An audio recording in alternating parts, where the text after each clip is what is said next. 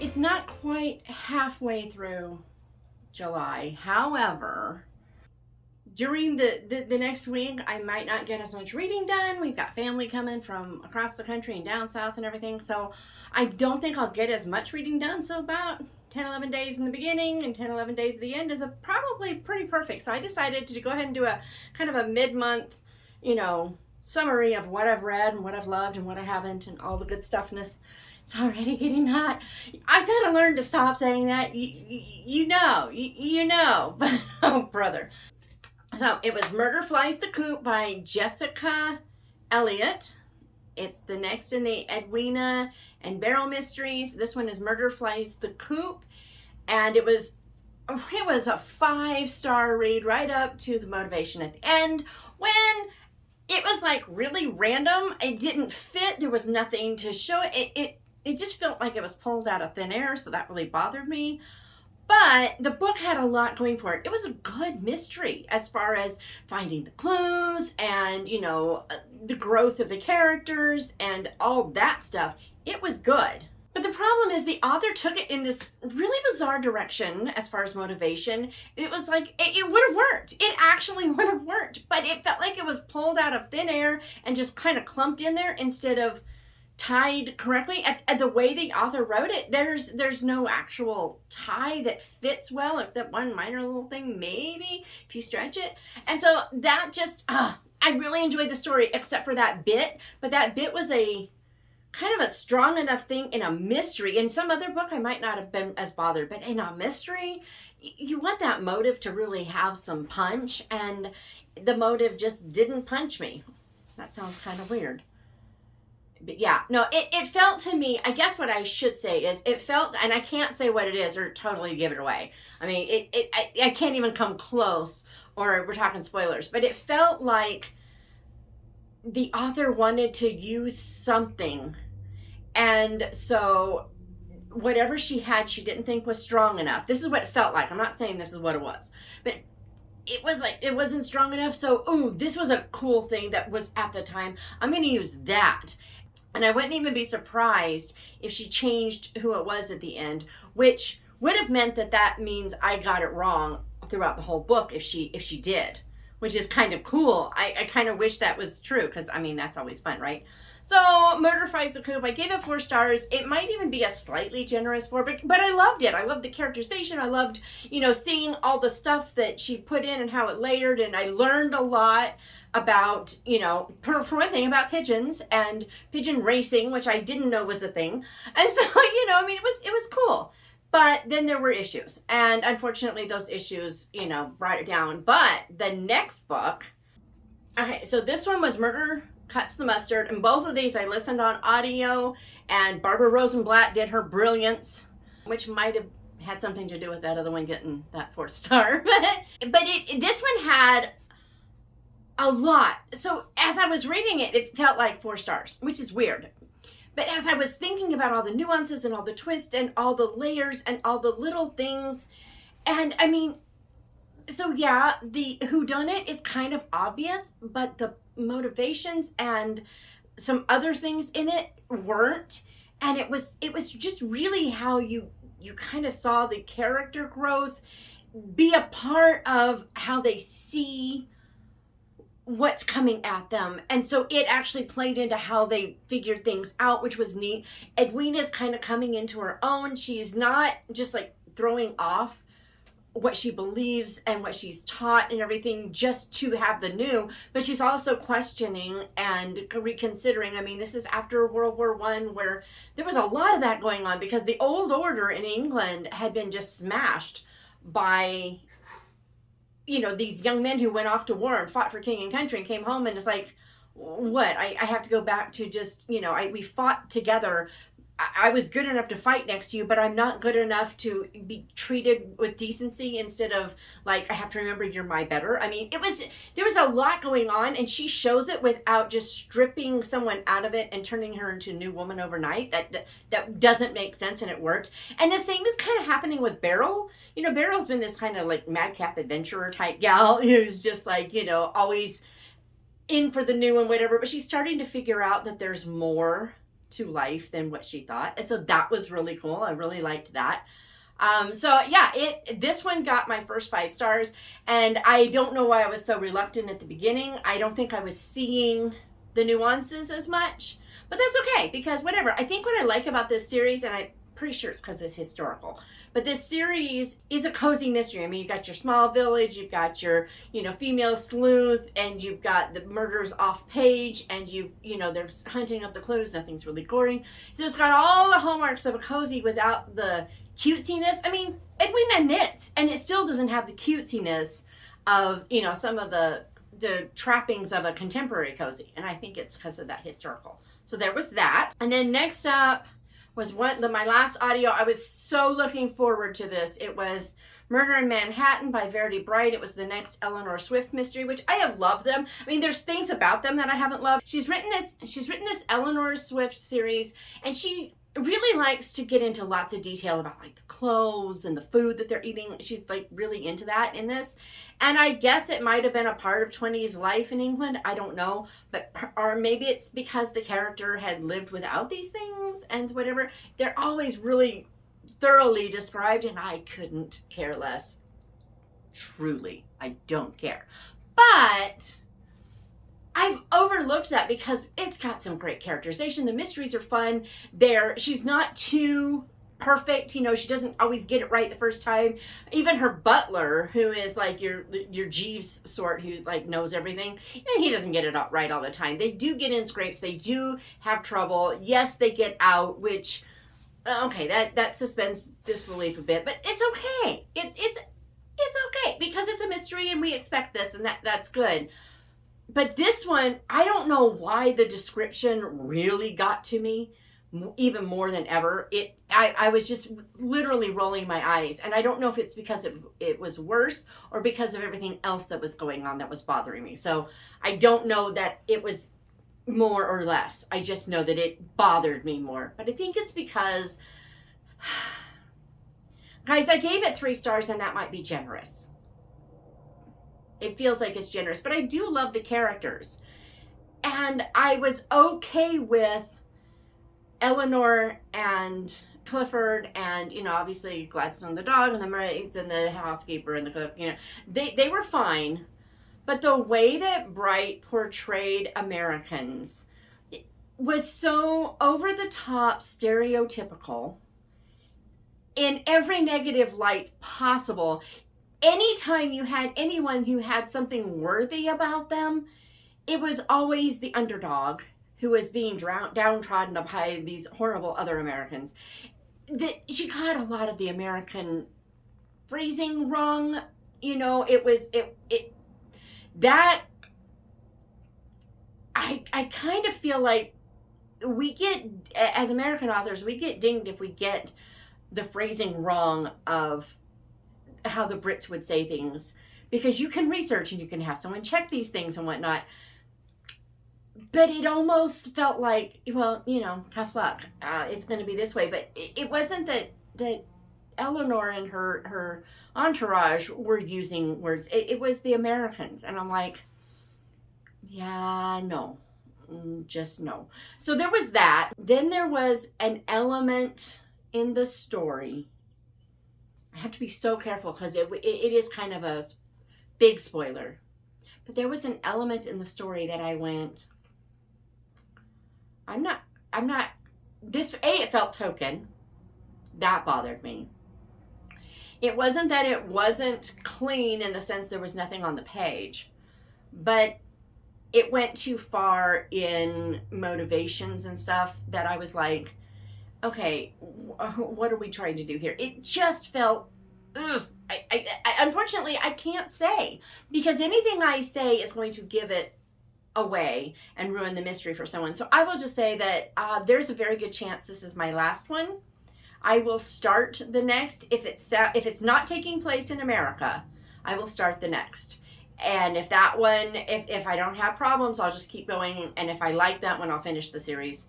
But if it's anything like this one, I'm done. I'm done with the series, which is really sad because I've enjoyed them a lot. They're not the best written, they're not the best, but they're just got such great characterization that I love them. And I didn't love this one at all. It really should have had 2 stars.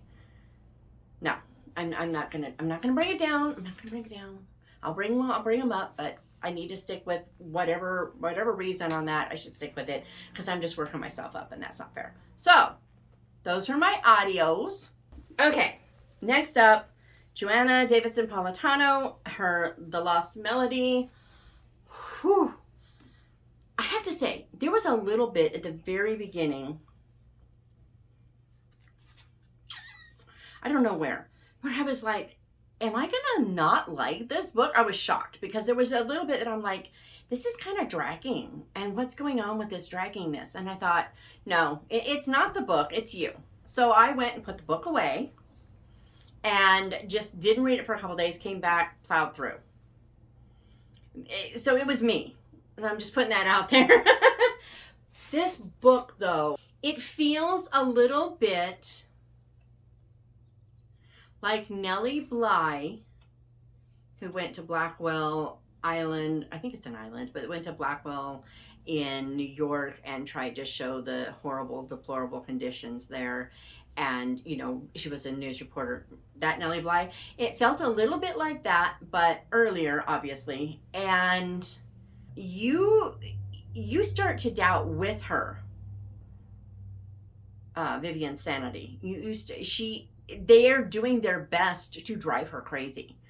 And so she starts to doubt herself. I mean, it's like a childish thing. There's this one part where every day they're making her write hundreds of times, I am not a concert pianist. I mean, it's like really we're gonna do lines in an asylum, really? Okay. But it worked because she starts doubting herself. You know, she finally finds a piano and she sits down and she is terrified to put her fingers on those keys. And you are terrified for her. You doubt. There is a moment, there's that little split second of, is this real? Is she not going to be able to do this? You doubt. I mean, Politano has this uncanny ability to, that Michener quote, I'm going to quote this quote a lot, but there's that Michener quote about story and how it tangles, the tangle of words and how it sways and no, the swing and sway of words and how it tangles with human emotions. Yeah. Politano, it's like she read that and took it to heart and then said, okay, watch out. I mean, I could just see her at her keyboard going, all right. You know, it's just like, it's so cool. Also, she knows how to pull your emotions into all kinds of directions. I had no doubt from the beginning who the villain was. Or pretty close to the beginning. I had no doubt about that. What I did start to doubt was everybody else. Literally everybody else. She gets you to trust people that you shouldn't and not trust people that you should. And by the end of it, you don't know which end is up, just like Vivian. You're living this story with Vivian. And oh, by the way, if you loved A Midnight Dance, there's like an Easter egg in here. You kind of get a little extended of a couple people. I'm like, whoa, wait, what? When I read it, I got to that part and I was like, is this really happening? Is this who I think this is? And then I keep reading some more and I'm like, oh, it is. And then, you know, you get to the end and you're like, oh. So I'm just saying. And there's romance in here because it's historical romantic fiction, I'm pretty sure. Yeah, it says historical romance. The romance is really light, which is nice. And although it's not 100% essential to the plot, you could have had the same story without the romance. The fact that it's in there does kind of ramp up the stakes a bit for her. Because if she ends up trapped here forever, this romance can't happen. And so it does amp up the stakes, but no, you didn't need it. And it's so light that people like me aren't going, more, you know. So, well done, you, Joanna. 5 stars all the way. Just like, okay, what's next?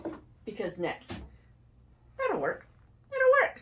Okay, last night I finished The Scent of Water, which when I saw the title, I was like, that's a really weird title. I'm not sure. But then I read this little bit, and I read the back, and I was like, okay, I'll probably like this book. Well, I loved this book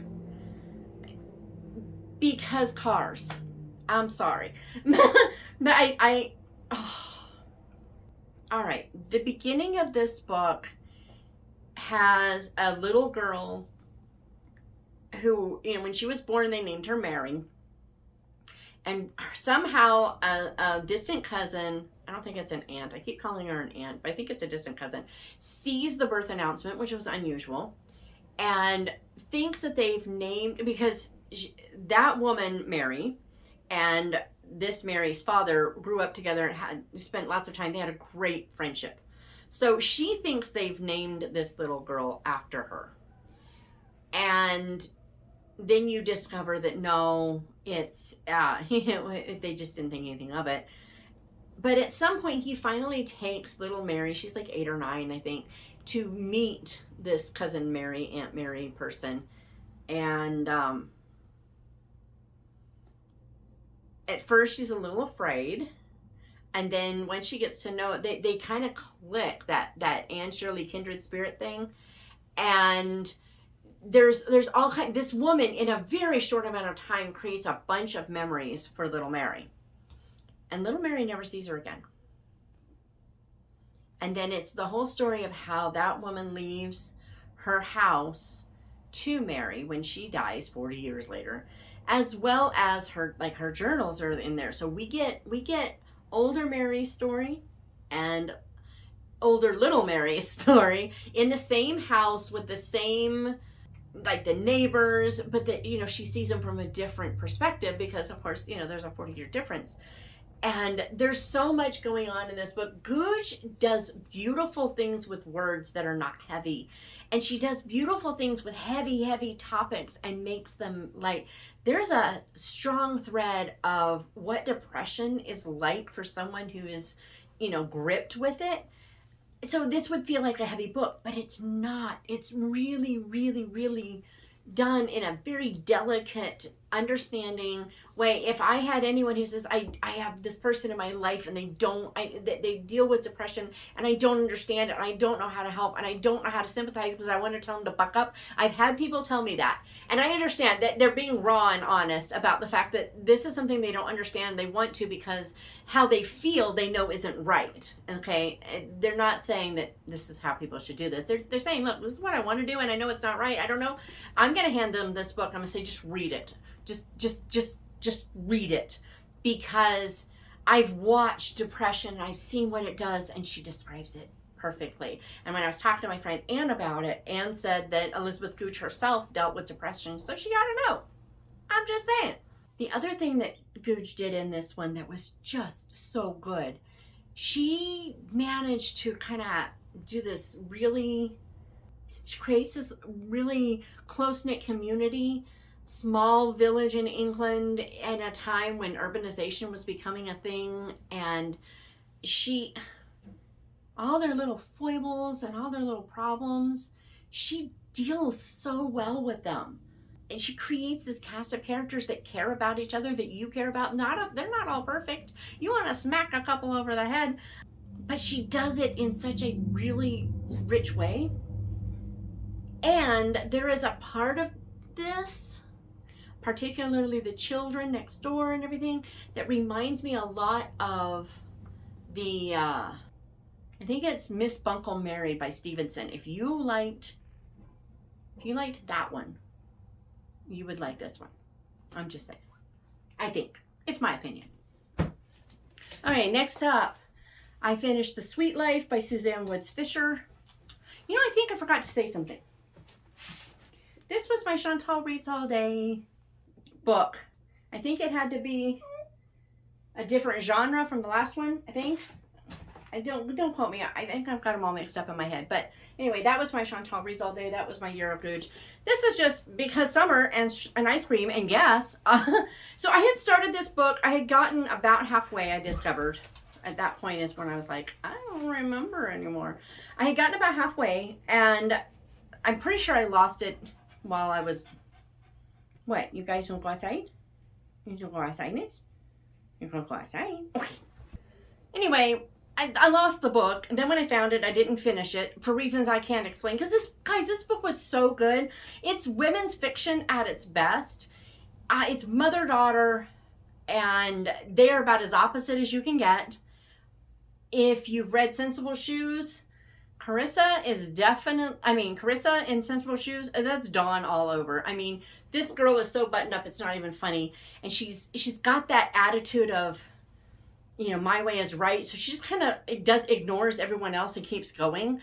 And her mother is, creative, fly by the seat of your pants, just plow in and do things and ignore what we don't like and don't want to deal with, and just, move on from adversity, and just, it's over. We're done. Except, is it? So there's all of that going on. I identified so much with every character in this book, much like I did the Sensible Shoes. I am Carissa and I am Marnie all at the same time. It was just really crazy. But they go to, the gist is, she goes on her groomless honeymoon and takes her mom. Her fiance has called off the wedding, says that they have problems and he just can't deal with it. So he calls off the wedding, but it's a non-refundable honeymoon. So she takes her mom and they go to Cape Cod. And while they're there, the mom is desperate for something different in her life. She sees this ice cream shop that has all the potential in the world, despite the burned hole in the roof and the stuff falling apart everywhere. And so she buys it without thinking, because, and then as they start to make repairs, they discover they can't, because historical society, and they got to get approval for everything. So there's all this paperwork to do that Marnie's supposed to do. And, well, this is Marnie. What do you think happens? So it's a great story. They make new friends. It's like their new friends help them, and then they're able to help the new friends as well. If you've read her Sisters Something series that takes place in Maine, there's like a little Easter egg of the one gal in there that's from Massachusetts. So there's that. Great story. 5 stars all the way. And I'm waiting for the next one to get here because I need to read it. It came out in May, I think. So I need it because, yes. Next up, Ryan Steck, Lethal Range. This is book 2 in some series. A Matthew Read thriller. It's book 2. It's one of those things where I should have known right away that it was book 2, because there were elements that you would expect to find in a second book, but I was not lost in the least. So it didn't matter. I will probably go read the first, I think. Maybe. I don't know. Maybe I won't. I think I got enough that I'm okay with not reading the first. But if there's another one out, I will probably read it. I think I gave it 4 stars. I have a few problems with it. Not horrible, terrible, no good, very bad things. If I recall correctly, there might have been a word or two. This is Christian fiction, and so that broke a little bit of trust. I swear, it felt like there was a 20-page fight scene in here. It was like watching one of those movies where the fight scene takes place in the middle. No, better yet, the Quiet Man. The fight scene at the end that keeps going and going and going, and they just move across the whole island of Innisfree to... I'm not kidding you. And you've got such a blow-by-blow, including slamming the guy's hand in the freezer to, protect. It was just like constant. It just kept going and going. And there were a couple of those. That one in particular was the worst. I was just seriously so bored by it. There was also some technical jargon that maybe the rest of the world knows, but I doubt it. And it was like, we didn't get any introduction to it, so I had no idea what they were talking about sometimes, and I was like, which I would have ignored that. But just for those who are bothered by that, I'm mentioning it. I was like, whatever. But Matthew Red is a brilliant character. I hate him. I can't stand him. But he's a brilliant character. He has absolutely no self-control whatsoever. This guy is a reactionary to the nth degree. It's like his emotions, his PTSD has PTSD maybe. I don't know. This guy, he gets mad and he flies off the handle and he does things without thinking about it. And then everybody has to deal with the fallout. And I wanted to throw the book at him, but I kept reading because it was a good story. I just wanted to smack him. And I think what I like about it is that at the end, yes, he's kind of learned his lesson, but he hasn't like done a 180. It's not that kind of repentance yet. So Lethal Range, I gave it 4 stars. I think it was a fair 4 stars. I could not give this book 5, but 3 would have been robbing him. It wouldn't have been right. I enjoyed it. Again, the more I think about it, no, I'm not going to go read the first book unless someone says, oh, but there's this thing in there. It's so great. Spiritual content was pretty minimal. I mean, wife goes to church and has a godly family. He just kind of deals with it every now and then. And that's pretty much the content of, and I was like, for Christian fiction, I want more. I mean, I think I felt like Focus on the Family had something to do with this too. I don't remember why. I think that's all in my head. So anyway, this is an advanced reader copy. I think it comes out soon. He'll be on the podcast. I will try to remember to update the description with a link to that episode when it comes out, but don't hold me to it because I may forget. So anyway, yeah.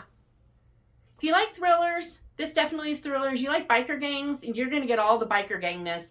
And if the idea of GMO stuff makes you nervous, well, this will make you more nervous, and it's not even GMO, really, that this is dealing with. So I'm just saying. So there's that. Next up was Shallows. I think it's actually the second book I read. I am going to have a really hard time not reading the next 2 in the series right away. So this is by Denver Evans.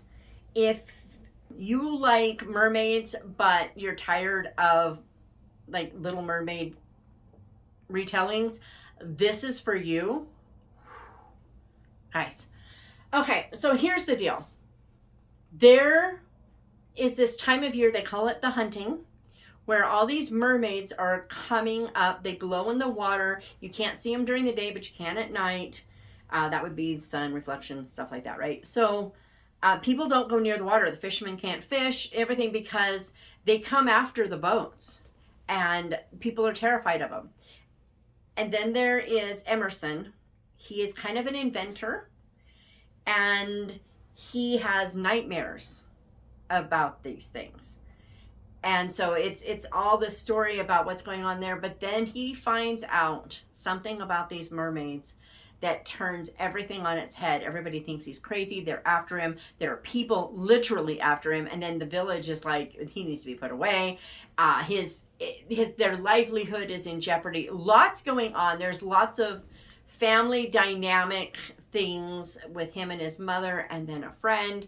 There's a friend of his that drives him. She's not really a friend at the beginning. She drives him crazy, and he's like, just go away and leave me alone. You just, And then you discover who she is, why she does what she does, and what his perceptions are. And that's kind of like the theme of this book, is that things are not always what they seem, and our perceptions can be faulty.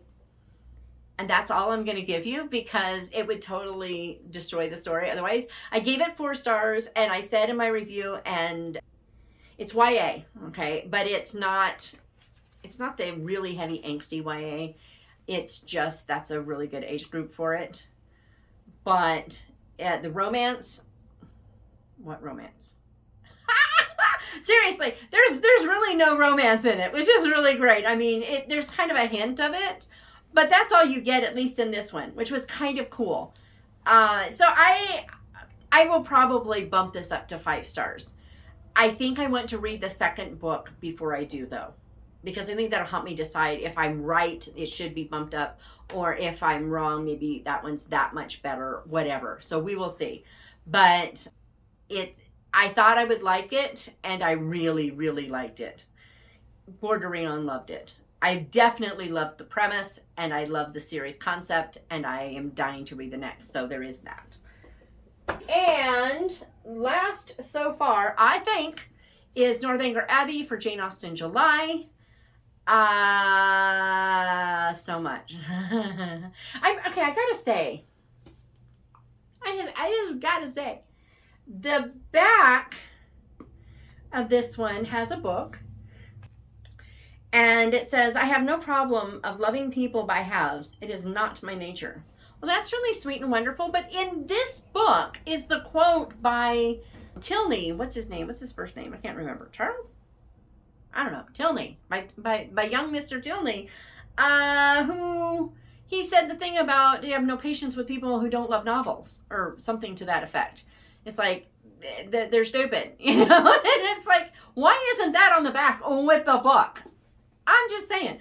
But no, I think I actually even had a single quote tab. Yeah, I loved this. They're talking about Henry Tilney. That's it. They're talking about working and money and all these things. It's near the end, so you can guess what's going on. And it says, "I'm sure your father, Miss Morland, would agree with me in thinking it expedient to give every young man some employment. The money is nothing. It is not an object, but employment is the thing. Even Frederick, my eldest son," so it's Mr. Tilney saying this, "you see, will perhaps inherit as considerable a landed property as any private man in the country has his profession." Anyway, it's just going on, and he's talking about, you know, we need to work for our mental health, for one thing, and our emotional growth, and, you know, and so I thought it was really good. I thought I had read this before, and then I got into it and I was like, no, I hadn't. But there are some parts that are so familiar that I wonder if it's because I've seen adaptations, or if it's just that I did read it and it was so long ago I forgot. I can't tell you. I just know that I liked it a lot better than I can. You know, Jane Austen does satire in such a cool way, and the way she's making fun of the Gothic novel in this is brilliant. She just, I mean, I like to joke that she was making fun of the Brontes before the Brontes ever wrote, because it's crazy, and I love that she used things. So, like, you know, Catherine Morland is reading all of these Gothic novels and all these thrillers, and she's seeing horror where it isn't. And Henry Tilney calls her to task for it at one point, and it was really good. And it was also a good example of someone speaking the truth in love, and you know, that faithful wound of a friend, without it making a rift, at least on his side in the friendship. She assumes it will, but you know, he's just being a good friend and pointing out that this is wrong. But what Austen does is so brilliant, is that she brings it around. So she has these horrible imaginings about Henry Tilney's father, General Tilney, I think it is. She's got these horrible ideas about him that she's like conjured in her mind because of what she reads. It's a cautionary tale, and you better be careful what you read. But also, then Austen twists it, and it shows that, yes, this man is a horrible man, but not in the way that she assumed. And that was just, it was just, whew. Great book. This is still probably after Persuasion. So I think I have Mansfield Park, then Persuasion, then this one, maybe. I don't know. I really liked it. And then, that's all I've read. But I should be having quite a few books at the end of the month. I'm going to have to do a completely separate book haul, because my daughter's bringing a bunch, buying a bunch, doing all the stuffness for me. I just said pick up books for me. So that's coming. But I have gotten 4 books, actually 5, but I've already shown one in. And I thought I'd do a really super quick whatever. So this is Julie Andrews Edwards, Mandy, obviously the Julie Andrews. It's a story about a young girl. I'm going to get it wrong, so I'm going to open this back up. I'll open it back up. Let's see. So she's an orphan. Mandy is orphan. She's 10. She wants a place to call her own. She escapes the orphanage and discovers a deserted cottage in the woods. And then it goes from there. when I saw that, I was like, yes, because yes. So there's that. And then I'll leave these glasses on. The reading list, I keep seeing people mention it. It's this is a widower, and he shops every Wednesday, goes to temple, and worries about his granddaughter. And then there's a teenager, and then there's this list, and they start connecting, and I want to know what this book is. So I bought it. I hope it's good. Please tell me if it's full of smut or horrible language. I need to know that, because that. And then it's here. I'm so excited. All American, Susie Pinkbeiner. Yeah, because yeah, everybody wants to, it's 52. Everybody wants to get married, keep house, and raise children. And Bertha, that's Bertha, dreams of baseball. That's enough for me. Okay. So, and then finally, I pre-ordered this like last August, I think. You Are a Theologian by Jen Wilkin, who wrote Women of the Word, which is awesome. And J.T. English, who I know nothing about because I am ignorant. But it says theology can be intimidating, but it doesn't have to be. And then it addresses theological questions like, who is God? Or what is God like? What is the Bible? Who are we? What went wrong? What has God done? To whom do we belong? And how does the story end?